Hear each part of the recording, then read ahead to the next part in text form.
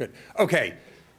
So let me just first quickly introduce myself. My name is Josh Cohen.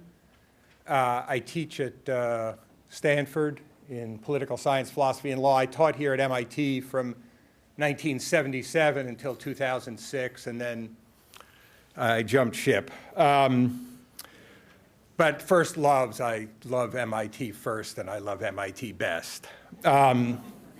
It's true. I've also, since 1991, been editor of Boston Review, and since 2002, doing that jointly with my friend and colleague, Deb Chasman, who has given up her seat to, I shouldn't say that because the police are going to kick you out if you're not in a seat. Never mind. So I'm here, I came from San Francisco, flew from San Francisco last night to be here today for this event, which is the first in this year's, as you can see, Ideas Matter series. Ideas Matter, for those of you who can't read what it says there, Ideas Matter is a joint project of Boston Review and the MIT Department of Political Science. It's a forum that we've been holding for the past year on important public issues. Now, for Boston Review, as you can see from our logo, Ideas Matter defines who we are. And ideas matter at Boston Review in a very specific way. So we think that a flourishing, successful democracy depends on open public discussion. Discussion disciplined by reason. Reason, that means argument and evidence. For those of you who have been away from Earth for the past few years, you won't have noticed that that's not the way the world actually works. But still, that is what we are about, to foster that open public discussion disciplined by evidence and argument. That's our mission. It's our core defining commitment. And we share that conviction with the political science department here, which is chaired by my friend Richard Locke, who's sitting in the front row. And because of that common conviction, we decided a year ago that we were going to put on this series of public discussions on fundamental issues of common concern. As I said, this is the first for this year, and it's really great to have with us today Noam Chomsky, a former colleague of mine, an old friend. Now, Noam, you all know Noam needs no introduction, and it's good that he doesn't need one because you can't give him one. You can't give him one because if you try to talk about what he's written, for everything he's written something more recently than that.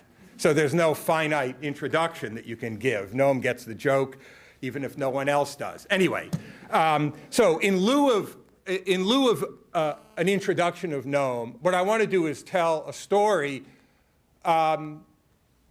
that really shows, I think, how Noam is responsible, and I mean this very sincerely, how Noam is responsible for our being here today in this room. So I first met Noam in 1975 when I was a graduate student at Harvard in the philosophy department. And Noam was good enough to come over to talk to a bunch of graduate students in philosophy. We had to sneak him in the back way so Quine and Goodman didn't see that he was corrupting the youth. But we did get him in. And in preparation for that discussion, an informal discussion group, we all read Noam's 1967 essay on the responsibility of intellectuals. And I can't say that I remember the discussion with full vividness, but one thing I do remember very clearly, and that is that I came out of reading Noam's essay and having that conversation with him thinking that a core proposition in that essay was true. That is, that people who are in the situation that I was entering into, that is, intellectuals in universities, were in a position of great privilege, and with that privilege came considerable responsibility, a responsibility to bring the kind of education and easy access to information that you have in this privileged position into public discussion. That struck me as true, and I decided then, on the basis of that reading and conversation, that I was always going to have one foot in the academy and one foot outside the academy. And so in the 80s, I did various things in Latin America and nuclear weapons. And then in 1991, a friend and member of the board of Boston Review, Nick Bramell, told me that the editor and publisher was leaving and was looking for somebody to take over Boston Review. I didn't know anything about magazines. I hadn't been on my high school newspaper, but I thought this was a fantastic opportunity, a huge opportunity to continue to act on that conviction that Noam had defined, articulated in that essay and conversation. So I decided that I would become editor of Boston Review. Now, I wish, of course, that over the past 20 years, I've been doing it for 20 years now, I wish that we had been more effective, and I hope that we're more effective in the future than we've been thus far. But I also have a sense of pride in what the Review has done, and more to the point, I'm very grateful to Noam for crisply stating that founding principle on which Boston Review is based. Noam Chomsky.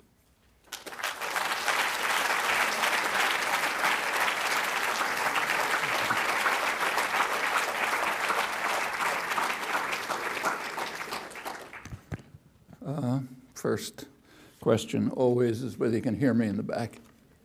Yeah? Okay. Early this year, Deb Chasman suggested that it might be interesting for me to rethink some issues and questions that came up in the article that Josh just mentioned. It's a mid-60s article. The timing is propitious. It's timed for the 10th anniversary of 9/11, and though we didn't know it at the time, it would also be timed with the assassination of Osama bin Laden, the prime suspect for 9/11, which brings to an end in some fashion at least one phase of the so-called war on terror that George Bush redeclared, I stress redeclared, on right after 9/11. They redeclared it because it had been declared 20 years earlier by Ronald Reagan as he came into office. His administration announced that a prime focus of U.S. foreign policy would be to deal with state-directed international terrorism, which they described as the plague of the modern age, return to barbarism in our time, and so on. And then they did so. That, incidentally, has been kind of erased from history because the results were so horrendous and incompatible with the picture we're supposed to have of ourselves that it has to be gone. So, in any event, Bush redeclared the war 10 years ago, and in some sense, some phase of it ended now. The article in question was actually a talk to undergraduates at Harvard, 1966, published in a Harvard undergraduate newspaper, then picked up and distributed. The title and the topic, Responsibility of Intellectuals, wasn't original. I took it from both the title and the topic from some very impressive essays that had influenced me a lot 20 years earlier. Right after the Second World War, there was a great journal called Politics run by Dwight MacDonald, and he had a series of articles there thinking about the war and its aftermath, concerned with what he called responsibility of peoples and in particular responsibility of intellectuals. The focus in his article, and indeed the traditional focus of this question, is the relation of intellectuals to state violence. From one point of view, his and mine, state crimes. That's the traditional focus. The term intellectual, in fact, entered modern usage in its current sense with the Dreyfus trial. The Dreyfusards, Emil Zola, his associates, harshly condemned what they took to be criminal acts of the state. That's the origin of the notion, and that focus remains until today. I'll come back to that. I think it's useful to recall the circumstances in 1966 when this was being, at least in my view, revived. So I'll just quote the most respected analyst and commentator on the Vietnam War, Bernard Fall, actually the one non-governmental source that Robert McNamara respectfully cites in his memoirs, a Vietnam historian, military historian. In October 1965, just a couple of months before my talk, he wrote that what changed the character of the Vietnam War was not the decision to bomb North Vietnam, February 65, and not the decision to use American ground troops in South Vietnam, sent a couple of months later, but the decision to wage unlimited aerial warfare inside the country at the price of literally pounding the place to bits. He's talking about South Vietnam. According to his estimate, by then more than 150 South Vietnamese had been killed, as he put it, by state terror, and the crushing weight of American armor, napalm, jet bombers, and finally vomiting gases. About a year later, shortly before his death in combat, his last article, he wrote that Vietnam as a cultural and historic entity is threatened with extinction, while in the South, the countryside literally dies under the blows of the largest military machine ever unleashed on an area of this size. And there was ample evidence available to substantiate those judgments, even apart from his work. That's the situation roughly at the time that I actually reread MacDonald's essays after 20 years and talked about it at Harvard and then wrote about it. This was a period when there was very intensive, unusual, maybe almost unique discussion among intellectuals about the nature, about these issues, enormous discussion over it. And it had a kind of a framework. It was divided into what are called doves and hawks, modern term, but concept goes way back. To pick maybe two of the most prominent examples, one of the most prominent hawks was Joseph Alsop. His view was that if we simply poured in more troops, more bombs, more destruction, we could win the war. At the other end of the spectrum was his friend and antagonist, Arthur Schlesinger, liberal historian, had been a Kennedy advisor. He wrote in 1966 that he disagreed with Alsop. He didn't think that it would work. This is the extreme critical position. So he wrote that we all pray that Mr. Alsop will be right, and that what amounted to the surge of that day will be able to suppress the resistance.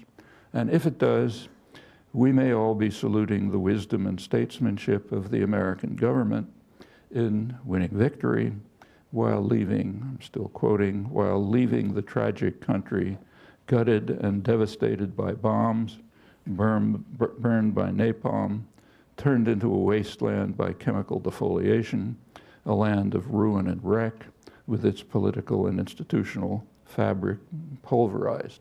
He's talking about South Vietnam. But he felt that escalation probably won't succeed and will prove to be too costly. So therefore he disagreed with Alsop. He thought that a strategy should be rethought. That's approximately the spectrum of what's called responsible intellectual position. It's, again, at a moment of very intensive discussion, maybe never equaled since or before. There was another view.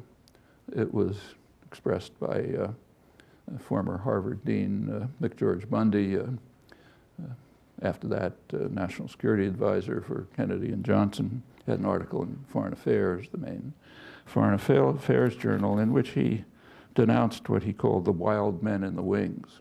That's the other category, outside the hawk-dove spectrum. The wild men in the wings were doing things like criticizing what he called the first team that was conducting the war. And they even went so far as to raise some questions about its nobility.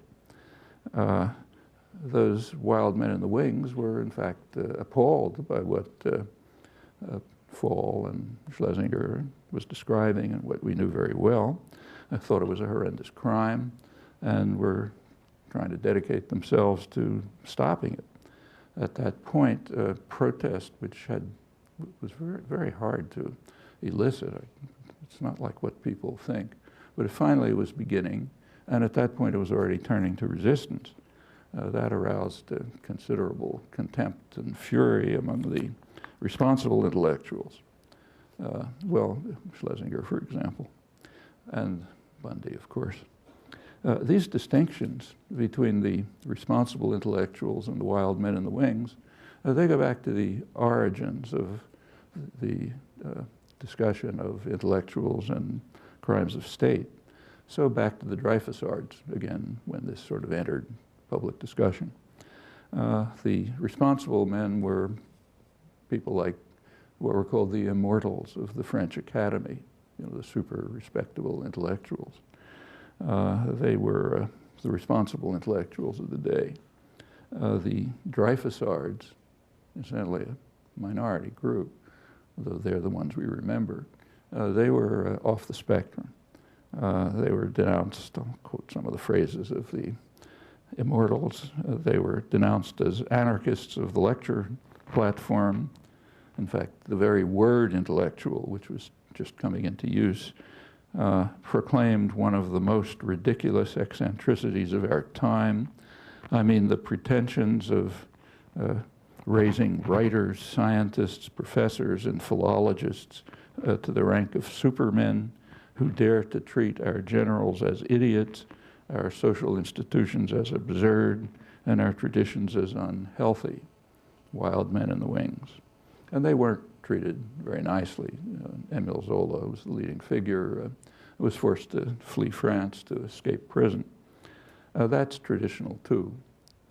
The term intellectual wasn't used before, but the notion goes way back. And the distinction between responsible and wild men in the wings goes back to the origins of recorded history, and the same is true of the way they're treated. The wild men in the wings are not treated very nicely. The next stage, dramatic stage in the history of modern intellectuals came a couple of years later when the First World War broke out. And that's an interesting moment in intellectual history. On all sides, without exception, the great mass of intellectuals, almost all of them, mobilized themselves with enormous enthusiasm to support the war as an effort of unsurpassed nobility. The United States was particularly enthusiastic, not only supporting Wilson's war. You may recall that Woodrow Wilson won election in 1916 on the promise, on the doctrine, peace without victory, which he instantly inverted to victory without peace. And that led to enormous enthusiasm for the war. In Boston, for example, Boston Symphony Orchestra couldn't play Beethoven, things like that. Total hysteria. But the liberal intellectuals were particularly extreme. I mean, basically John Dewey's circle, New Republic. They not only praised the noble effort, but they took responsibility for it. I think that went beyond what was happening in the other countries. So to quote the New Republic, the leading liberal intellectual journal of the day, the effective and decisive work on behalf of the war has been accomplished by a class which must comprehensively but be loosely described as the intellectuals, still a new term. These are the progressives who ensured that the United States entered the war under the influence of a moral verdict reached after the utmost deliberation by the more thoughtful members of the community, namely us, who incidentally were the victims of one of the world's first great propaganda agencies, the British Ministry of Information, as it was called, namely Ministry of Disinformation, which was designed to control the mind of the world, and particularly the mind of progressive American intellectuals, who they felt correctly could kind of help mobilize the population to join the war. I'm sure I don't have to talk about the way that war is viewed in retrospect. I'll leave that. John Dewey, the leading figure, drew the lessons of the war. He said the lessons of the war, the main lesson is that the intelligent men of the community, us, the intelligent men of the community can take hold of human affairs and manage them deliberately and intelligently to achieve the ends sought, which incidentally are admirable by definition. That's another traditional doctrine, very rarely challenged. Just to skip a couple of years. At the end of the Vietnam War, of course, again, there's a big flurry of writing, 1975, and it's interesting to review it. Lots and lots of articles about the meaning of the war and so on. Again, usually divided, hawks and doves and so on, but at the very dovish extreme, about as far as you can get, was Anthony Lewis of the New York Times. He opened his retrospective article by saying that the war began with bungling efforts to do good. They were efforts to do good by definition. That's a tautology. Our government carried them out, so they were efforts to do good, no evidence needed. And they were bungling because it didn't work very well. Kind of like Obama's comment about the war in Iraq, a strategic blunder, considered a very heroic statement. I don't think anybody's pointed out that you could have read that statement in Pravda in 1985, referring to the invasion of Afghanistan. And in fact, you could have heard it among the German general staff after the defeated Stalingrad. Two-front war was strategic blunder. But in our system, that's ultra courageous. So we began with bungling efforts to do good, but he said by 1969, it was clear that it had become a disaster. It was obvious that it was a mistake, that we could not bring democracy to Vietnam at a cost acceptable to ourselves. That we were trying to bring democracy again is a kind of a tautology. Incidentally, at the very same time, that's the extreme criticism, then there's everything else. Public opinion was polled at that time, roughly at that time. The Chicago Council on Foreign Relations was beginning to carry out regular polls of attitudes on towards foreign affairs, and they're quite interesting. From say, about the mid-70s up till, I think the latest that the question was asked, probably about 10 years ago, numbers were pretty steady. In 75, about roughly then, about 70% of the population described the war as not a mistake, as fundamentally wrong and immoral. And those figures remain pretty constant. Now, rather interestingly, there was never a follow-up question. Why do you think it was fundamentally wrong and immoral? And the reason there was no follow-up question was in fact explained by the academic specialist on public opinion, well-known professor, who organized the polls. It's because he knew the answer. He knew the answer. People said that because too many American soldiers were being killed. That's the only possible answer. Well, maybe that's what people meant. You can think of an alternative, but that doesn't even enter into consciousness. So the question was never asked. you can only guess. At around the same time, we're now mid-70s, these distinctions that I've been mentioning became quite explicit and reasonably well defined. The clearest exposition of them was an important book, which you should read if you haven't. When the book came out, I had a feeling it was going to be taken out of print, so I ordered about 20 copies for the MIT library, and indeed it was taken out of print, but there ought to be copies in the library. It's the Trilateral Commission report on the crisis of democracy. The Trilateral Commission is the liberal internationalists, sort of doves, of the three trilateral areas, industrial democracies, Europe, Japan, and the United States, leading liberal commentators. The complexion is illustrated by the fact that the Carter administration was drawn almost completely from their ranks. The book is interesting. It's called The Crisis of Democracy. They were very concerned that in the 60s, the so-called time of troubles, it's called the time of troubles because it had a very significant effect in civilizing the country in many ways, which is pretty dangerous. So it's the time of troubles. They said there was just too much democracy. There was an excess of democracy. And that puts too much of a burden on the state, which can't respond to all these pressures. The pressures were coming from groups that they called special interests. They're always called special interests, like young people, old people, women, farmers, labor, in other words, the population. They're supposed to be passive and apathetic. They never mentioned another group, concentrated capital, corporate sector, and that's correct because they represent the national interest by definition, so you don't have to go into it. But the special interests are putting too much pressure on the state. They have to learn how to develop more moderation in democracy. I'm virtually quoting. The special interests have to go back to being passive and apathetic and let the intelligent men of the community run the affairs of state. In the course of this discussion, they did go into the usual categories of intellectuals, gave them different names. One category is what they call the value-oriented intellectuals, the bad guys. The second category was the technocratic and policy-oriented intellectuals. That's the good guys. The first ones, the value-oriented, they're the wild men in the wings. And they are dangerous. As they put it, they pose a challenge to democratic government, which is potentially at least as serious as those posed in the past by aristocratic cliques, fascist movements, and communist parties. They devote themselves to derogation of leadership, the challenging of authority. They even challenge the institutions responsible for the indoctrination of the young.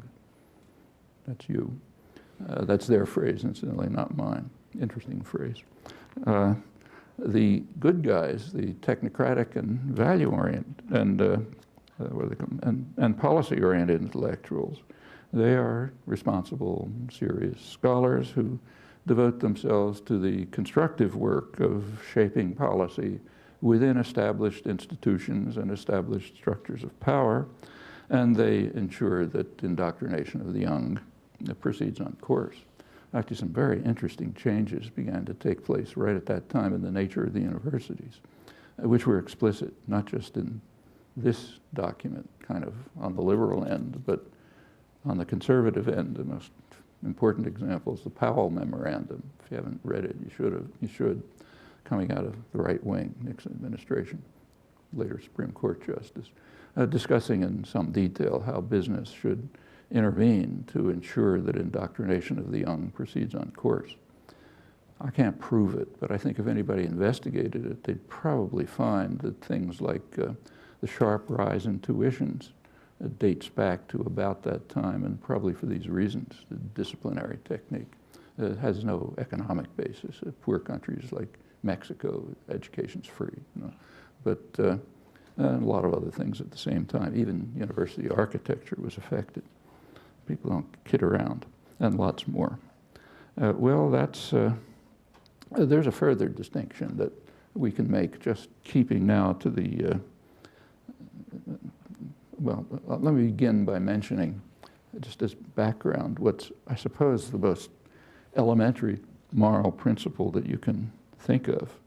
It's found in some form in every code, every moral code, every culture I know about. It's sometimes called the principle of universality. You should hold yourselves to the same standards that you apply to others, in fact, more stringent ones. That's as close to truism, moral truism, as there is. And that principle is universal in two other important respects. One, it's almost universally approved in words. Two, it's almost universally rejected in practice, without any sense of contradiction. That's worth looking into. So, for example, with regard to our enemies, when they do something bad, you can't contain the fury and indignation and denunciation of how can humans descend to such vile behavior. You don't do anything about it because it's their crimes. You can't do anything about it. You carry out intensive forensic analyses. So if you take a look at the, say after the Kosovo War, every bone that can be found somewhere is picked up to see if you can tell who did it. You don't blame it on them. At the same time, there were comparable or worse atrocities in East Timor, which we were supporting. And there's no forensic analysis. In fact, Clinton intervened to prevent any analysis until the tropical season began, so everything was destroyed. And that's quite typical.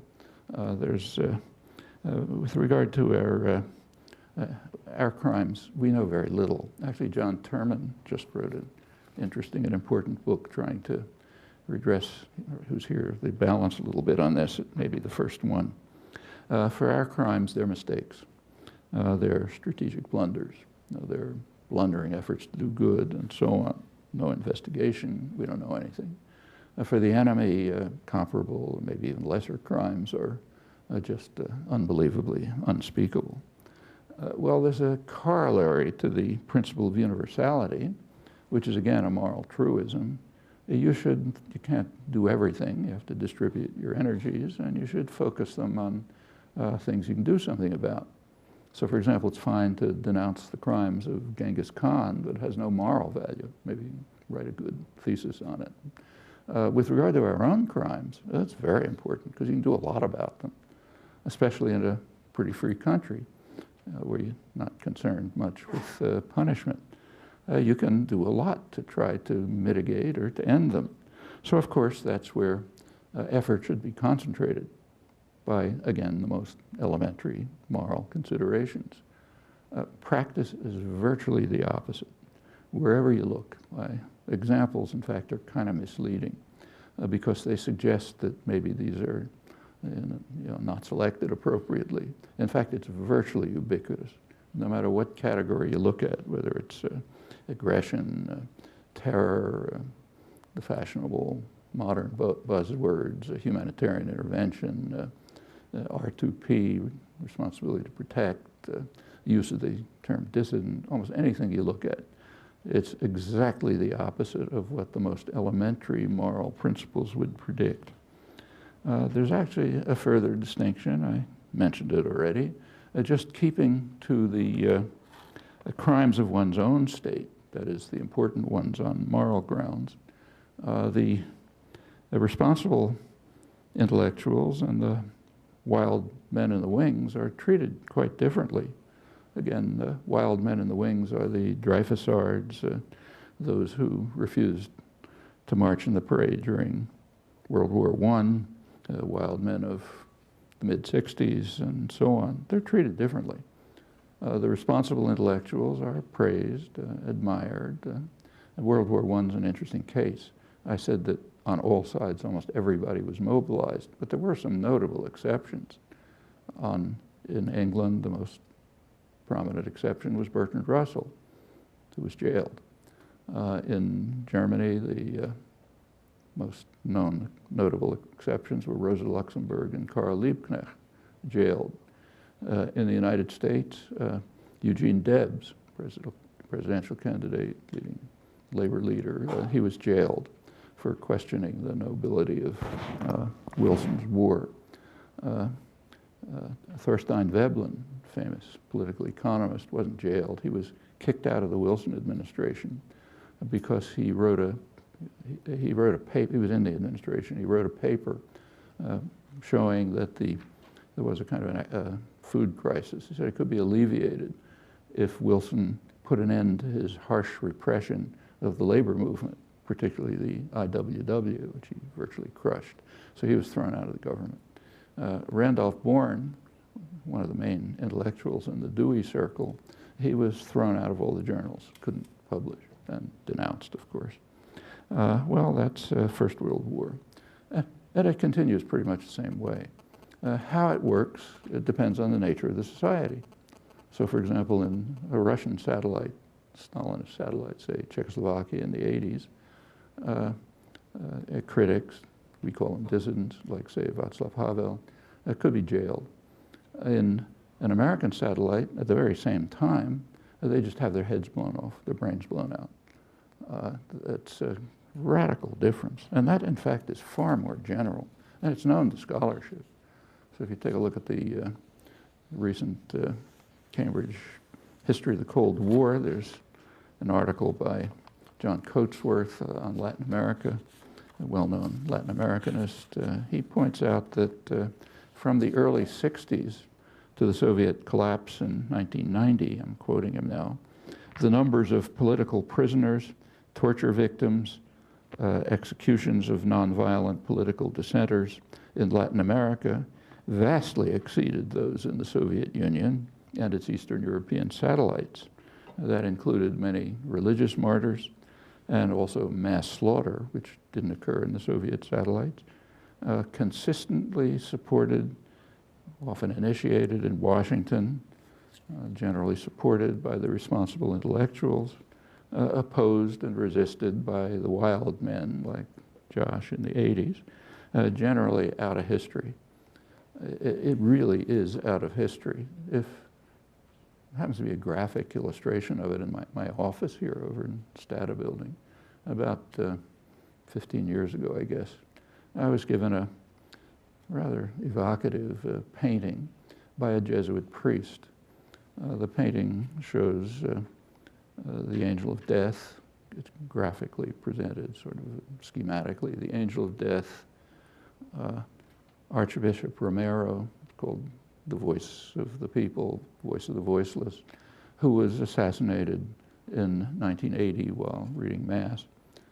And incidentally, shortly after he had sent a letter to President Carter pleading with him not to send military aid to the junta because it would just be used to crush people struggling for their elementary human rights. So he's at one end of the picture, and down below are 6 leading Latin American intellectuals, Jesuit priests, whose brains were blown out in November 1989, right a couple days after the fall of the Berlin Wall, by an elite Salvadoran battalion, which already had killed thousands or tens of thousands of people, fresh from they just returned from the United States. They had just had renewed training at the John F. Kennedy School of Special Warfare in North Carolina. They were acting under the specific command of the High Command. That was published 2 years ago in the Spanish press, yet to be published here. The High Command was very close to the American Embassy. Inconceivable, they didn't know. So that's also in the same portrait. There's a picture of their housekeeper and her daughter. They had to be murdered too on orders of the High Command so there wouldn't be any witnesses. That's the portrait.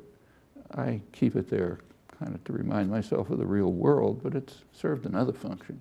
A lot of people come through the office, and some of them look at it. I've noticed over the years that people from the United States, almost nobody has a clue what it is.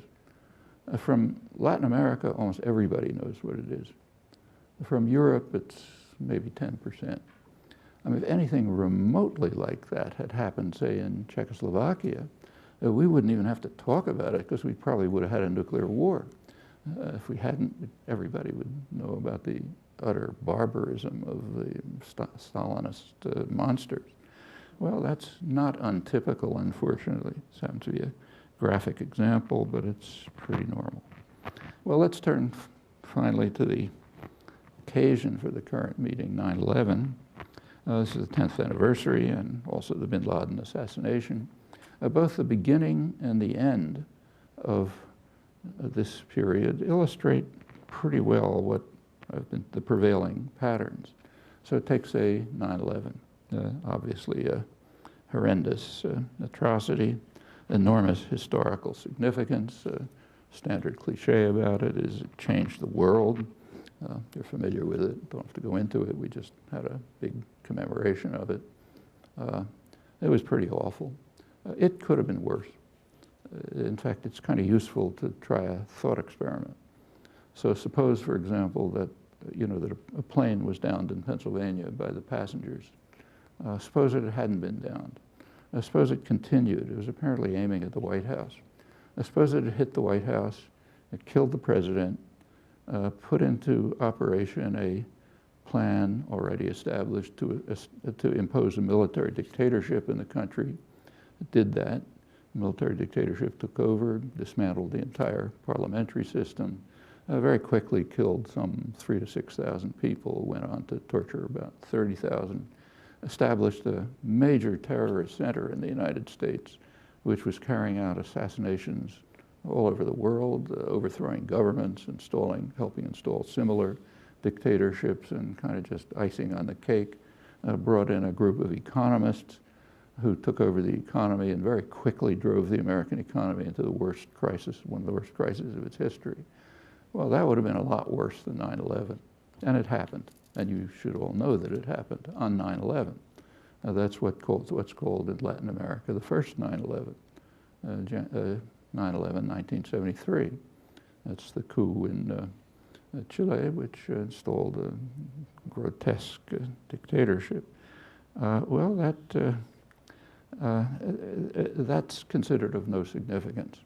In fact, Henry Kissinger, one of the people directly responsible, informed his boss, Richard Nixon, right afterwards that it's of no historical significance. It didn't change the world. Nobody says that. It just changed reality. In fact, a lot more than what we call 9/11. Interesting background for it. I won't talk about it. Actually, the historical significance of the first 9/11 goes way beyond that horrifying event itself. It was one incident in an evolving process, much larger process. That process has a lot of background, but it really took off in 1962. In 1962, John F. Kennedy made a very significant decision. He shifted the mission of the Latin American military, which of course we can do, shifted it from hemispheric defense to internal security. Hemispheric defense was kind of left over from World War II, didn't mean anything. Internal security means a lot. That's a war against the population, and it's exactly what happened. Quite predictably, I won't give it in my words. Let me read you the description of Charles Machling. He was in charge of counterinsurgency and internal defense planning under Kennedy and Johnson. He says that the 1962 decision led to a shift from toleration of the rapacity and cruelty of the Latin American military to direct complicity in their crimes, to U.S. support for the methods of Heinrich Himmler's extermination squads. Not inaccurate. First case in point was the imposition of the military dictatorship in Brazil, planned under the Kennedy administration, implemented shortly after his assassination. Brazil's a big country, had a domino effect. They started toppling all over South America. The Chilean atrocities were one case of it, and they expedited others. And it went on. The worst of them all was Argentina, late 70s, early 80s. That was incidentally Reagan's favorite. He loved Argentina. It was the worst, most monstrous terrorist state probably in the history of Latin America, one of the worst anywhere. In the 1980s, the plague reached Central America. Reagan's wars killed a couple 100,000 people. They came to their symbolic end with the murder of the Jesuits. There were other events in 1962. I don't have time to go into them, but I'll mention one, which was quite important and places all of this in a much broader historical pattern and illustrates its far-reaching historic significance. In 1962, as you should know, there was a remarkable change in the Catholic Church. That's the year of Vatican II. Pope John the 23rd made an extremely significant decision. He decided to return the church to its roots. First couple of centuries, Christians were persecuted.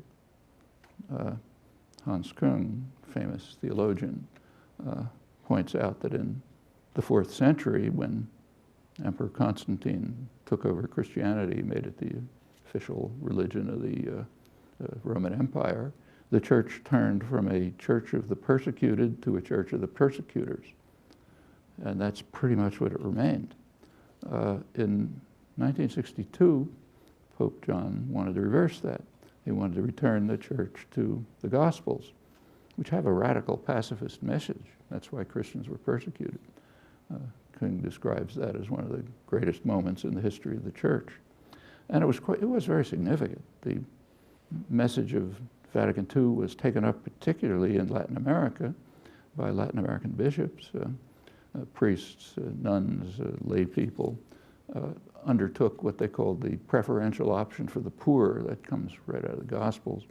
And tried to bring it to poor, suffering people trying to survive somehow under the boots of U.S. power, which is what it is. So take it to peasants, have them form base communities, read the Gospels, try to take over control of their own lives somehow. That set in motion a reaction here, which was pretty shocking. It set in motion a war against the church. From 1962 up to 1989, and in fact traces continue, the U.S. was engaged in a major war against the church. That's why you have a long sequence of religious martyrs. That's why you have, the assassination of Romero, of the 6 Jesuit intellectuals, and many others. And there's no question, and it was pretty brutal. I mean, Latin America went through a horrendous plague in this period. And liberation theology was pretty much destroyed. And there's no question about the responsibility for it, because the perpetrators take pride in it and say so. They don't concede that they did it. They boast that they did it. So if you go to the, say, School of the Americas, the famous, has a different name now, the school where they train Latin American killers. It's not the way they describe it. I'm describing the facts. The School of the Americas has talking points, how you advertise your marvels to the people who come.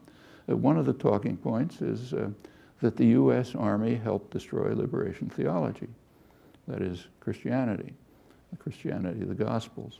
We're very proud of that. And in fact, yes, it happened. Well, that's 1962. Let's come to 2011. Try another thought experiment. Suppose that, say, a group of Iraqi commandos landed at George Bush's compound, found him undefended, unprotected. Let's say his wife was there. Suppose she lunged at them and they shot her. And then they apprehended George W. Bush, killed him, we don't know how, threw his body into the Gulf of Mexico without an autopsy. We'd think that's a little unpleasant.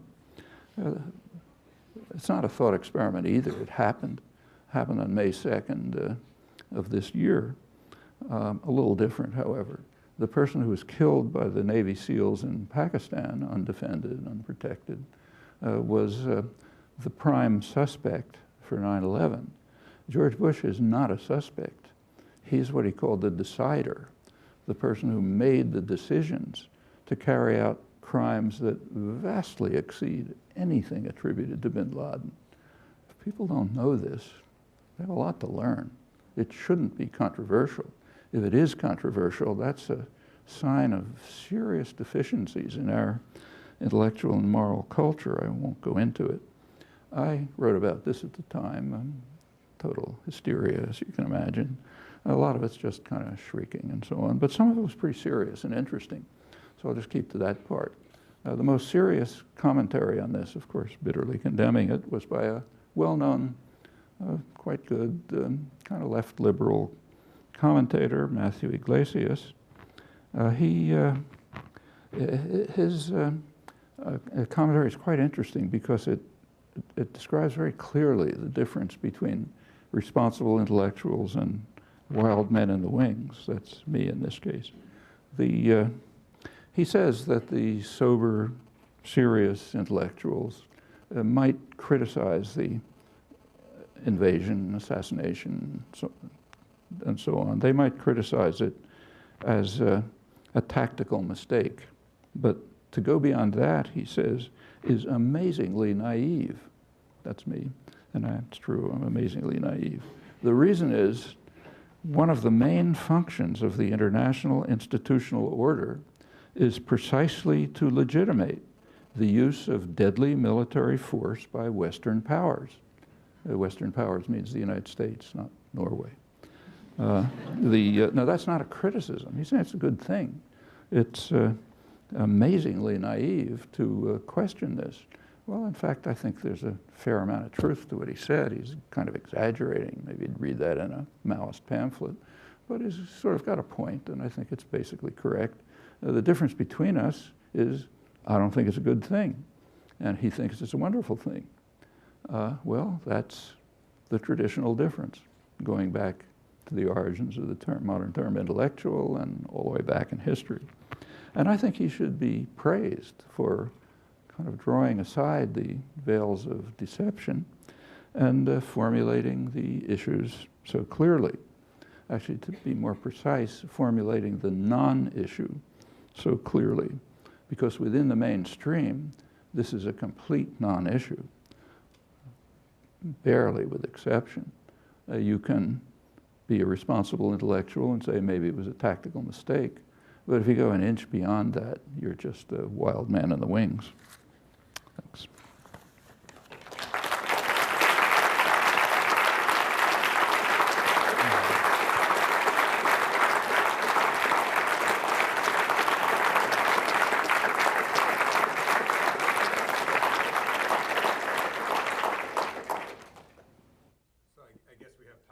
Questions, sure. And you're probably pretty good at taking them for yourself. Yeah, sure.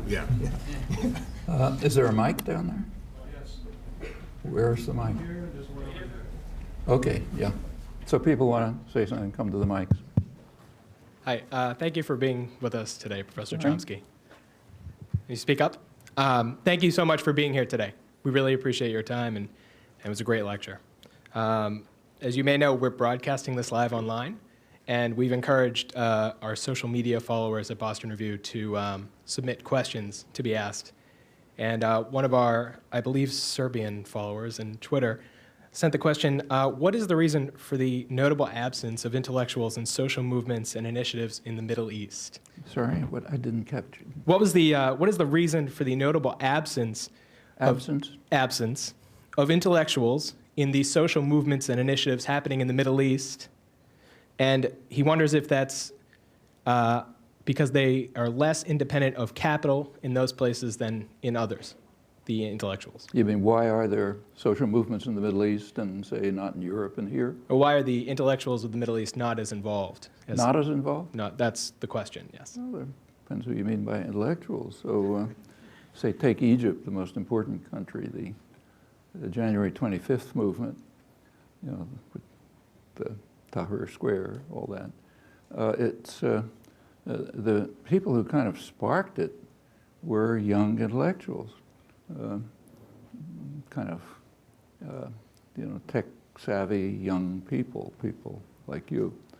Now, interestingly, and that's the way it's described, and not incorrectly. So yes, they did it, and other, quite a few leading intellectuals are participating. It's a little misleading, and you can see how misleading it is by thinking about the name of the movement that they sparked. They called it the April 6th movement. The reason for the name is because on April 6th, 2008, there were major strike actions called by the labor unions, harshly repressed but very militant labor unions in Egypt. They were going to have a strike at the main industrial complex, Mahala textile conglomerate, and also other strikes elsewhere and support demonstrations and so on. Well, it was all crushed by the US-backed dictatorship. But they didn't forget it. I mean, we forget it. In fact, probably never heard of it. But they didn't forget it, which is rather typical. The victims have different kind of memories than the perpetrators. And that was the April 6th movement.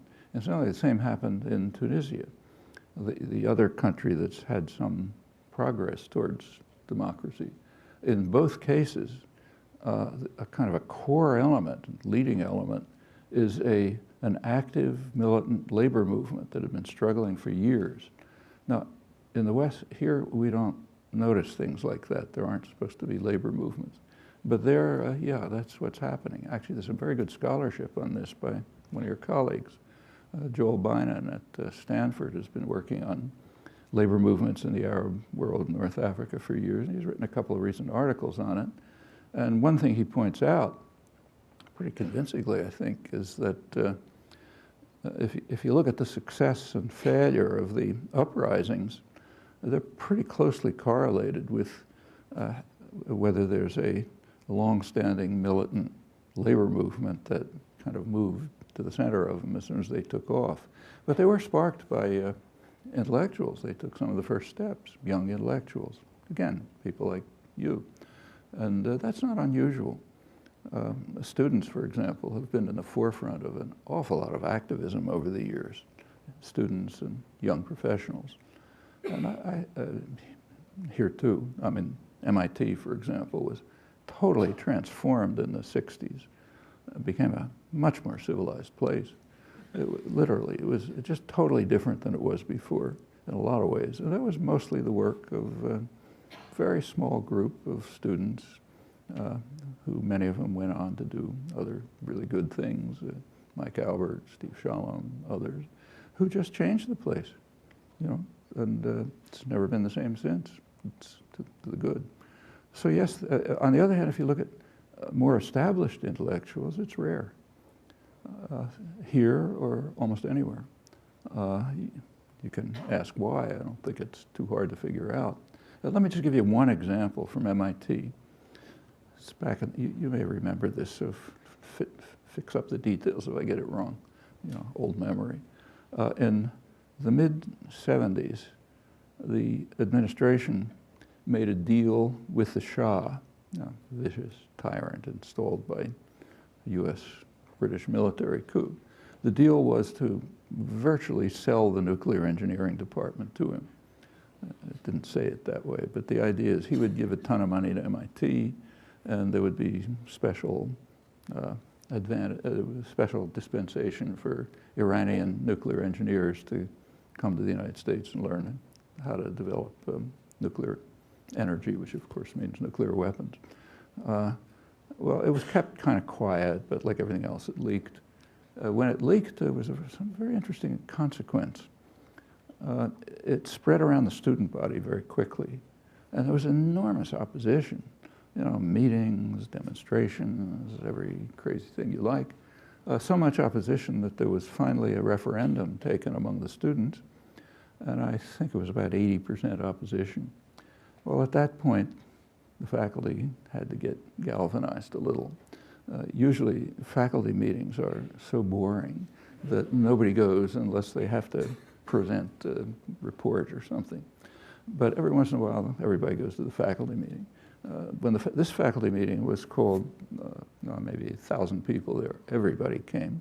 And there was a big discussion and debate about should MIT accept this deal with the Shah for handing over the nuclear energy department to the Shah. And after a long debate, were you at that meeting? You weren't. At that, after the debate, there was a vote. And it was also like about 80%, but in the opposite direction. About maybe 80% of the faculty approved of it. Now, if you think about it, the faculty at that meeting had been students 10 years earlier, So what happened? Well, I think you can figure it out. They're playing a different institutional role, and that changed their attitudes towards these things. Should we help Iran develop the basis for nuclear weapons, or shouldn't we? And that's not unusual. It's typical of what happens often. It's worth thinking about, especially as you go make that transition, those of you who are students. Yeah. Hello, Professor Chomsky. If you got to be the decider for the next, say, 10 years, what would you do as far as U.S. foreign policy moving forward? Like, is there sort of a handful of things that you'd like to see happen? Sure. I mean, there's one very simple thing. I'd like to see some of the rhetoric taken seriously. Okay, so if you read, I mean, even left liberal journals like, say, The Nation this week. I happened to read an article yesterday by quite a good person who is critical of U.S. policy in the Middle East because Obama, I wish I could look it up and see if I got the wording right. Something like this. He said, the problem is that Obama has given up the militant pro-democracy efforts of the Bush administration. And that was a mistake. He should continue those democracy efforts, which were completely directed to trying to undermine and destroy democracy, literally. I mean, there's actually pretty good scholarship on this. But the official line is, we promote democracy. Actually, there's very good work on this, if you want to learn about it. The best scholarly work on this topic is by a guy named Thomas Carruthers, who's a good scholar. He was head of the Carnegie Endowment Law and Democracy Project, or something like that. And a scholar who's dealt with these questions for a long time. He also writes from the inside. He was in Reagan's State Department working on democracy enhancement programs. And he takes it all very seriously. He says that's the right kind of thing to do. But he's a very honest scholar, and he just goes through the facts. And what he concludes, carrying it right into the Bush years, I think his last book is maybe 2006 or so, he says, every American president is schizophrenic. They all have a kind of psychological disorder of some kind. They support democracy if and only if it conforms to strategic and economic objectives. So we're all in favor of democracy in Eastern Europe, but not around here, please, not in Central America or South America. And then he goes through the Reagan, and that's true of the Bush years too. So democracy in Iran would be great, but not in Egypt. You know? And his writings on Latin America are particularly interesting because that's the region under most U.S. influence and where he was directly involved. So about the Reagan administration, which was all full of democracy talk, he says the programs which he was involved in, he said they were sincere but misguided. And he describes how they were misguided. The U.S. under Reagan supported opposed democracy in the areas where it had least influence, South America. And that's where most of the progress was, considerable progress, even though the Reagan administration blocked it every step of the way. Still, they made progress. In the areas where we had more influence nearby, he says progress was least. And the reason was the United States would only tolerate top-down forms of democracy in which traditional elites with links to the United States remain in power. That's virtually a quote. That's quite true. And the same is true of Bush's democracy promotion. I won't go through the details, but they're pretty obvious. But it's part of it's a doctrine, which is fine. We should promote democracy. And there are pretty good reasons why the government isn't doing it. It's not because they hate democracy. It's because of what democracy would bring. Same reason why the Trilateral Commission was concerned about democracy here. And incidentally, you can go back and read James Madison saying similar things all the way back. I won't go into it. But just take the Arab Spring, which you mentioned. There's very good reasons why the United States and its allies are going to do anything they can to prevent democracy in the Arab world. And you can pretty quickly figure it out. There are polls of Arab public opinion taken by the leading American polling institutions. released by, the Brookings Institution. They're not hard to find. Not published, not reported, barely reported, but they're there and you can find them. And what they tell you is exactly why the U.S. and its allies will do what they can to block democracy in places like Egypt. So take, say, Egypt. Last poll about a year ago found that among Egyptians, about 90% think that the United States and Israel are the main threats they face. They oppose U.S. policy so strongly that about 80% think the region would be better off if Iran had nuclear weapons. Now, other polls show they don't like Iran, don't like it at all. Nevertheless, if it can somehow balance U.S. power, better if they have nuclear weapons. Virtually none think of Iran as a threat, although they don't like it. So maybe 10%. Is that what the United States wants to see in power in Egypt?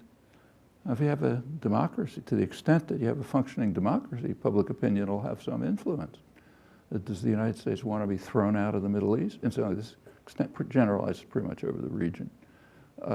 Different numbers, but roughly the same. Well, you're not going to support democracy if that's the case. And this goes as far back as you like. So go back to the 1950s. In 1958, you all know that after 9/11, George Bush made a plaintive plea, why do they hate us? They hate our freedoms. Right after he produced that, the Pentagon initiated a study to ask, why do they hate us?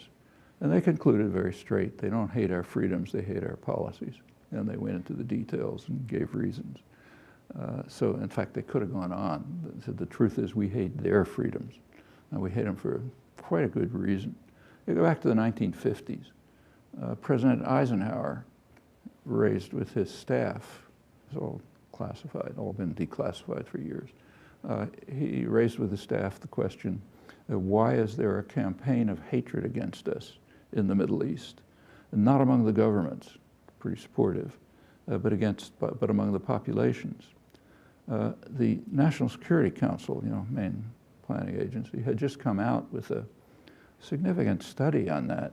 I forgot the number, but you can find it. It's like January 1958, in which they concluded that there's a perception in the Arab world that the United States blocks democracy and development, and that we support harsh and brutal dictatorships, and we do it because we want to ensure control over their energy supplies.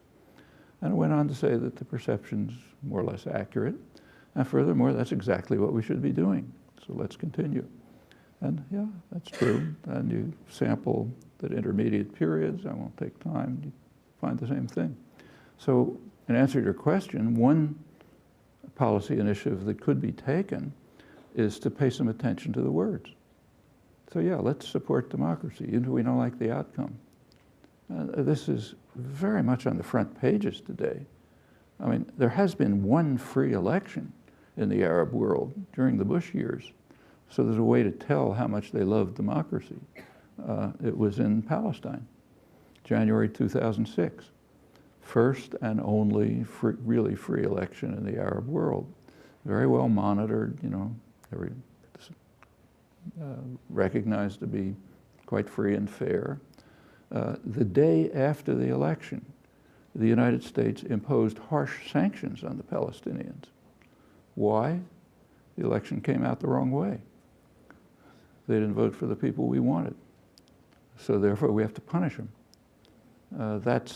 And they're quite harsh sanctions, in fact, along with Israel, of course.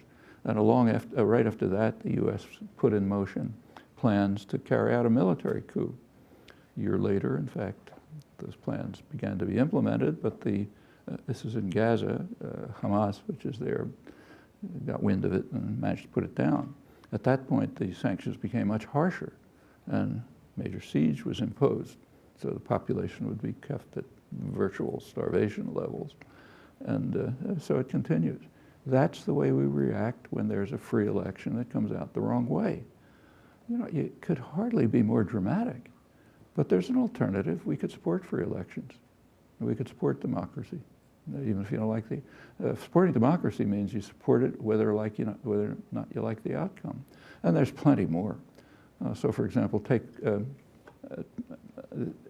U.S. power is in many respects declining, but not in one dimension. It's enormous. That's military power. U.S. spends about as much as the rest of the world combined. It's technologically far more advanced. Right now, the U.S. is involved in military action in half a dozen countries at least, maybe more. Depending on how you count, there are almost 100 countries where one or another form of military action is going on, either bases or special forces operations or training for state security forces, which just suppress the population. I think it's 97 countries right now. A huge drain on the budget, of course, but in some ways, you know, it depends how you count. But it's, I'm not in favor of that. I think that should be stopped. Obama, in particular, has torn up the most elementary commitments of American law. You know, if you're an old-fashioned conservative like me, you can think back 10 years. There used to be a principle that unless somebody is sentenced, he's innocent. You know, remember something called innocent until proven guilty? Unless you're sentenced, you can be a suspect, but you're not guilty. I mean, was Osama bin Laden sentenced? No, they made sure he wouldn't be sentenced. They killed him instead of bringing him to a trial, which they could have done. And that's now huge. Obama is running assassination campaigns all over the world. Some of the commentators, military historians have talked about this, point out this big shift between the Bush and Obama administration in this respect. Bush kidnapped suspects, put them in torture chambers, you know, tortured them, you know, pretty unpleasant. Obama just kills them. And that's going on all over much of the world. You think the people like it? I mean, take, say, Pakistan, which is one of the main targets. It's led to a rise in anti-Americanism, which is, it's always been high. Now it's kind of like, you know, a huge part of the population really wants to destroy the United States. Not surprisingly. I mean, if we had drones flying around, which are terror weapons, every once in a while, you know, attacking some group and killing people, we wouldn't be too pleased about it. And that's what's happening there. And the specialists on Pakistan are pretty, you know, they're not doves. People like Anatol Yevin, one of the main Pakistan specialists, also a student of the Pakistani military, just came out with an important book on this. He points out that the Pakistani army is the one stable institution in the country. It's a very professional army. They said they are dedicated to protecting Pakistani sovereignty. They are very bitter now, as is the whole population, because the U.S. is attacking their sovereignty with drone attacks, and they were furious about the bin Laden assassination, which, you know, naturally, and is trying to press them into entering into the American war in Afghanistan. Now, they don't like, the Pakistanis do not like, overwhelmingly, do not like the Afghan Taliban, but they recognize them as defending their country from a foreign invasion. In fact, their attitude toward the Afghan Taliban now is pretty much like it was towards the Mujahideen in the 80s, you know, resisting the Russian invasion. They weren't popular, they didn't like them, but they saw them as people defending their country against a foreign attack. Actually, we did too then, because it was somebody else attacking them. Now it's us attacking them, so it's terrorism. But they're being forced into fighting an American war, which they don't like and which is harming them. It's driving the Afghan Taliban into Pakistan, where they're causing them all kind of troubles and arousing Pakistani Taliban. They're being pressured by the United States to attack regions of Pakistan which were left, you know, parts of Pakistan are kind of a tribal society, and they were kind of left alone, even by the British. They kind of run their own business. But the U.S. is pressuring Pakistani army to go after them. They don't want to do it. They're very bitter. In the case of the bin Laden assassination, there's quite an important feature of it, which pretty remarkably wasn't discussed here. The SEALs, Navy SEALs, who went in to kill bin Laden, which was the mission, not capture him, kill him, they had instructions to fight their way out if they had to. Now think about that for a minute. If they were going to fight their way out, they would certainly have gotten air support. They might have gotten ground support. The Pakistani army would almost certainly have resisted. We'd be in a war with Pakistan. Pakistan has a major army.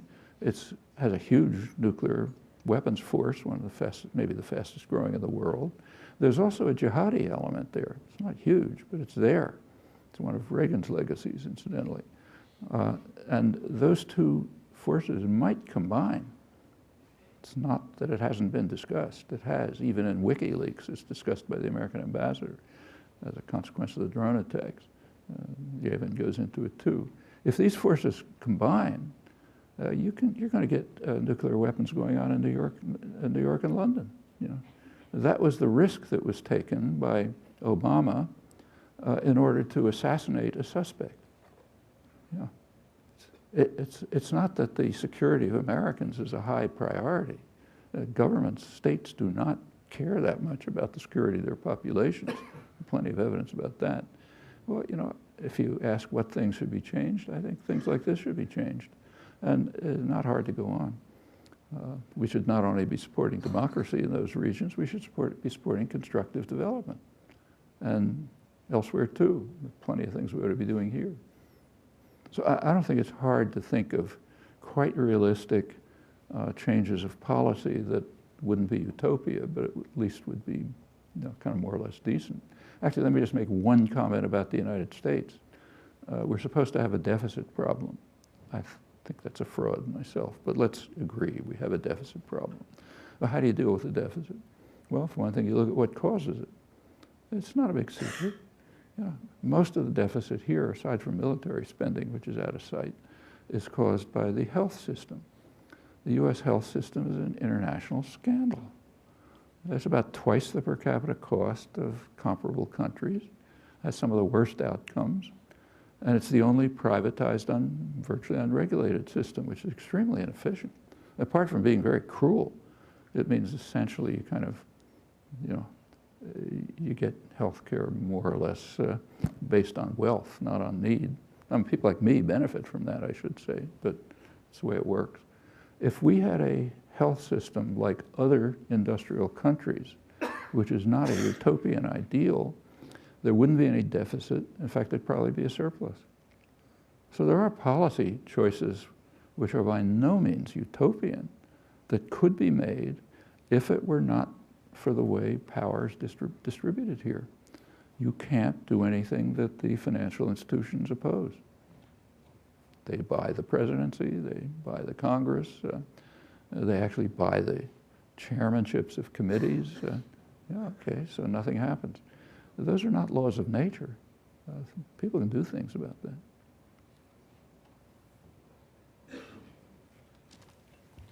Hi, Noam, can you hear me? Yeah.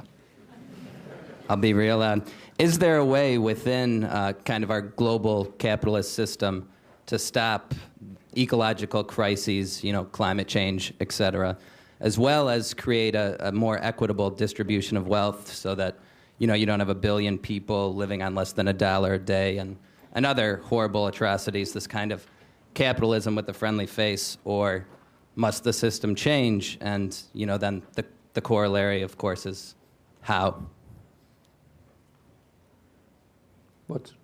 I understood what you said, but is there a question? Or must the system change? Where must the system change? So it must change, so then how? Well, you know, there are plenty of small things that could be done which would make a huge difference, even within the framework of existing institutions. Like everything I've just described barely modifies institutions. In fact, it sort of is just a suggestion that we act within the doctrinal framework that we're supposed to approve of and can be done. On, say, 1 billion people living on $1 a day, that's a, Amnesty International came out with a report a couple of years ago in which they argued that the worst human rights violation is poverty, which is, there's a book on it by the director of AI. That's quite sensible. Poverty has enormous human rights effects. So for example, the Lancet, the main medical journal in the world, Britain, they had an article not long ago in which they estimated that if very simple medical procedures, very simple ones, it could be done by paramedics, that were available all over the world, you could save 6 million children every year, okay? 6 million children, killing 6 million children is a lot of people. That takes nothing. They estimated the cost to the rich countries, and it would be undetectable, So sure, there are things like that can be done. You mentioned climate change, that's the biggest one. And what's happening today is utterly shocking. I mean, take the Western Hemisphere. The country that's in the forefront of trying to do something about climate change, and have taken some pretty significant steps, is the poorest country in South America, Bolivia. In fact, they're in the lead internationally. The country that's dragging it all down, and in fact going backwards, is the richest country in world history, namely us. In fact, right at this moment, Congress is not only not going forward, it's actually dismantling the structures that were put into place by the last liberal president in the United States, Richard Nixon. That's not a joke. The EPA, for example, is one of a number of steps that were instituted under the Nixon administration. It's now being dismantled. I mean, you may have read a story in the New York Times maybe a day or two ago, front page story, about, we can finally, maybe there's some hope now for getting out of energy dependence. Huge, all kind of fancy new techniques, fracking, this, that, and the other thing. I mean, environmentally horrible, but they could allow a huge increase in the production of oil. There wasn't one word in the story saying that that's a huge acceleration of destruction of the possibility for a society in which our grandchildren can live. That's just not an issue, corporations have to make profit tomorrow. If the world goes down the tube, it's not their business. And we're in the lead on this. As I said, richest, most powerful country in human history. We're destroying the possibility of decent future existence. It's not a small thing. Also raising the threat of nuclear war, like what I just mentioned with the bin Laden assassination, one small example. In fact, let me make one more comment about that. I see you want to end this. Yeah. Okay, so one final comment on the two major threats to survival. They've been around for a while and getting worse. One is environmental destruction, the other is nuclear war. Is there anything we can do about it? Well, you read strategic analysis literature, the press, commentary. The big threat now is that Iran might develop nuclear weapons. Is there a way to, how much of a threat it is, we could debate, but let's say it's a threat. Like, as I said, the Arab world doesn't think so. They prefer that they have them. But in fact, most of the world doesn't think it's a threat, but say it is. Is there anything we can do about it? Yeah, something very simple. There's an overwhelming international consensus, so strong that the United States has to formally agree, though back down, for establishing a nuclear weapons-free zone in the Middle East.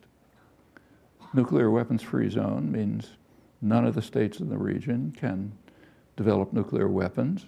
All of their nuclear facilities have to be under International Atomic Energy Agency supervision. It wouldn't eliminate every possible threat, but it would certainly lessen the threat significantly. It would also mean that U.S. forces there can't deploy nuclear weapons. Well, that's a step which is certainly feasible. Virtually the entire world is strongly in favor of it, including the countries of the region.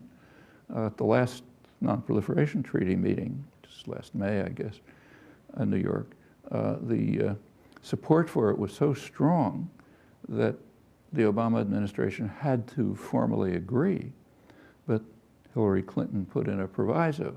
She said, great idea, but not now. Furthermore, Israel has to be excluded. And secondly, any provision that requires that Israel or any country that helps it give information about nuclear weapons is unacceptable. Okay, little footnote. Okay, end of nuclear weapons-free zone. That ought to be front page news. I mean, here's a very good way to deal with the alleged problem that's supposed to be the major nuclear weapons issue, and the U.S. simply refuses to go along. There's another point about that with which I'll end. If that's the front page story, the continuation story ought to say that the United States and Britain are specifically committed to this more than any other power for a very simple reason, which you can quickly find out by a little bit of research. When the US and Britain invaded Iraq in 2003, they tried to give a kind of a legal cover to it, very thin legal cover. The legal cover was, as you recall, that Saddam Hussein was running nuclear weapons programs, and he was committed under a Security Council resolution 687, 1991. He was committed to terminate all nuclear weapons programs. He didn't do it, therefore we're entitled to invade. I mean, the legal argument is too ludicrous to discuss, but at least it was there, okay? Well, you take a look at Resolution 687, pick it up on the internet. Go to Article 14. It commits every signer to work for a nuclear weapons-free zone in the Middle East. That's the US and Britain, the ones who invoked 687 to go to war against Iraq. I mean, is that undiscussable? You know? I mean, what world do we live in? It's perfectly obvious. Why isn't it taught in elementary school, or in universities at least? Well, that's the kind of thing that people like you can do something about.